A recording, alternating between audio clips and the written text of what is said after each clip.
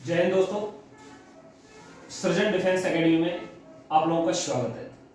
आज बड़ा खुशी का दिन है कि हमारे एसएससी जीडी में शुभम मीणा जी का फाइनल सिलेक्शन हो गया था और आज सबसे बड़ी दुगनी खुशी है कि बच्चे का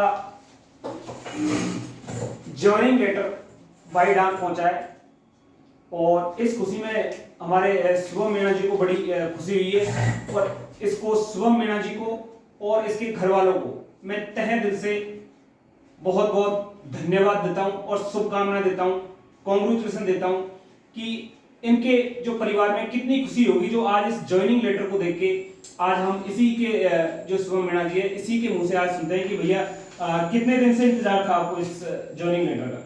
सर ज्वाइनिंग लेटर का वैसे तो कहा जाए तो काफी सालों से इंतजार था, लेकिन मैंने 1 साल पहले एग्जाम दी थी। ये देर से आया लेकिन दुरुस्त आया, मतलब है। हाँ, फरवरी में एग्जाम देके और मेरा दिवाली से 1 दिन पहले मेरा फिजिकल था जो सर के अंडर में मैंने फिजिकल की तैयारी करी और वो फिजिकल की तैयारी करने के बाद में इंतजार जारी था और सबसे लास्ट में जो फोर्स है एसएसएफ, इसको सबसे बड़ी खुशी है कि एसएसएफ का इनको जो ज्वाइनिंग लेटर मिला है और इसके जो साथ के और थे जिनको किसी को बीएसएफ सीआरपीएफ मिले थे उनको ज्वाइनिंग लेटर पहले मिल चुका था। इसका कोई कारणवश से थोड़ा सा डिले हो गया था। हाँ, डिले हो गया था और आज इनको ज्वाइनिंग लेटर मिला है और अब आपको कितना टाइमिंग दिया समथिंग?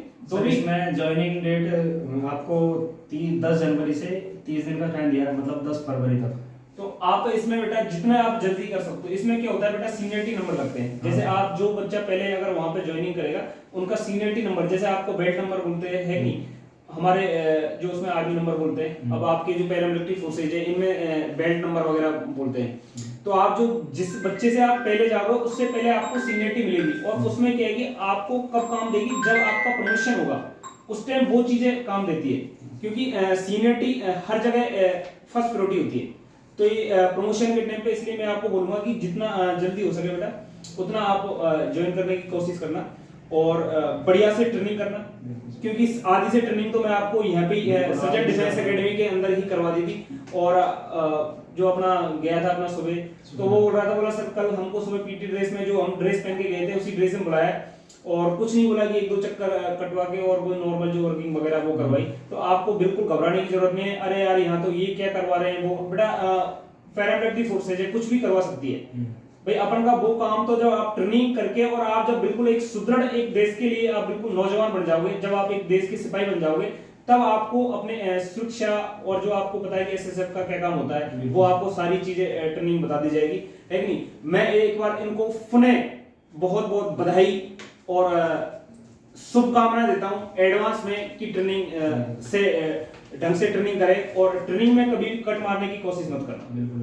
ट्रेनिंग प्रॉपरली करोगे। वो एक हमारे फौज में कहावत है कि एक गोली एक दुश्मन, यानी आपको ट्रेनिंग इतनी बेहतर होनी चाहिए कि आपका जो टारगेट है एक गोली एक दुश्मन होना चाहिए। तो उस हिसाब से आपको सिखलाई लेनी है बेटा, और वेपन्स की हो, ड्रिल की हो या डिसिप्लिन की हो, किसी भी टाइप की जो आपको ट्रेनिंग मिलती है उसको बढ़िया अव्वल दर्जे से अपने मतलब धारण करना और बढ़िया से उसको आप जब भी आपको मौका मिले तो उसको 100% मतलब इम्प्रूव करना कि यार मुझे जो मैं ट्रेनिंग करी। एक और कहावत है हमारे फौज में कि बोला ट्रेनिंग में पसीना बहाओगे, ट्रेनिंग में पसीना बहाओगे तो लड़ाई में खून बचाओगे। ठीक है, तो ये कहावत बिल्कुल सही है, क्योंकि अपन जितनी शिद्दत से या फिर जितने तन मन से आप ट्रेनिंग करोगे, क्योंकि आपको सिखलाई ही सबसे बेस्ट होती है।